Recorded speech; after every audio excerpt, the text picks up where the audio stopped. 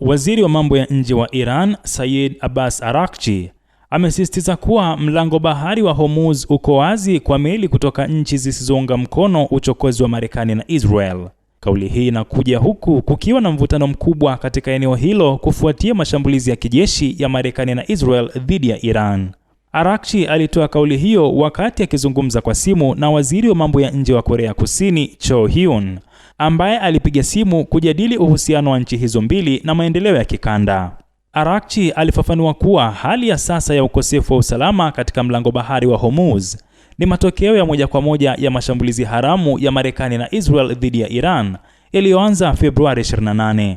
Alisisitiza kuwa Teheran itatetea kwa uthabiti mamlaka yake ya kitaifa na uadilifu wa mipaka yake dhidi ya vitendo hivi vya uchokozi. Araghchi alibainisha kuwa mashambulizi hayo ya kijeshi yaliyotokea wakati mazungumzo ya nyuklia yakiendelea yameonyesha tabia ya unafiki ya wachokozi. Kulingana na msemaji wa makao makuu ya Khatam al-Anbiya, Iran inadhibiti kikamilifu eneo la Ghuba ya Uajemi na maji ya Oman, ikisimamia mlango bahari wa Hormuz kwa ustadi na mamlaka. Mlango bahari wa Hormuz, ambao hupitisha takribani 20% ya usambazaji wa mafuta duniani, umekuwa kitovu cha vita vinavyoendelea. Iran imekuwa ikisisitiza mara kwa mara kwamba njia hiyo ya maji inabaki wazi kwa meli zisizo na madhara chini ya kanuni zinazohakikisha usalama na maslahi ya Iran, huku ikifungwa kwa meli za adui na zenye uhasama.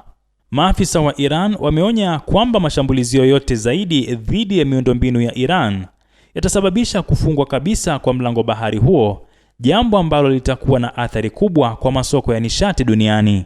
Waziri wa mambo ya nje wa Korea Kusini, Cho Hyun, alielezea rambirambi na majuto yake kufuatia kuuawa kwa raia wa Iran, ikiwemo wale waliouawa katika uhalifu wa kivita wa Marekani na Israel huko Minab, ambapo shambulio dhidi ya shule ya msingi kusini mwa Iran liliua takriban wanafunzi 170 siku ya kwanza ya vita.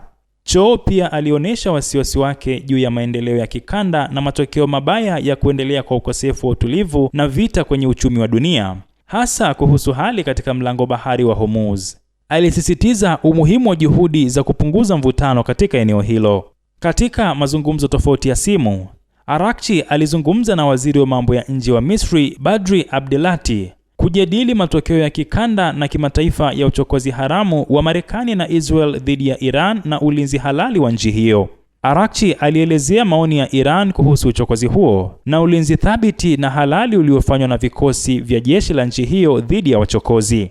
Abdelati kwa upande wake alifafanua mashauriano ya hivi karibuni ya Misri na wahusika wa kikanda na kimataifa yenye lengo la kupunguza mvutano katika eneo hilo.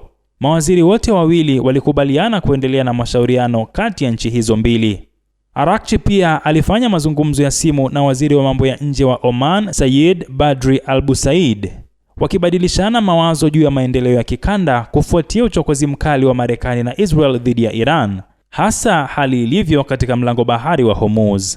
Abdul Nasir Mwita, Rubaza Kimataifa.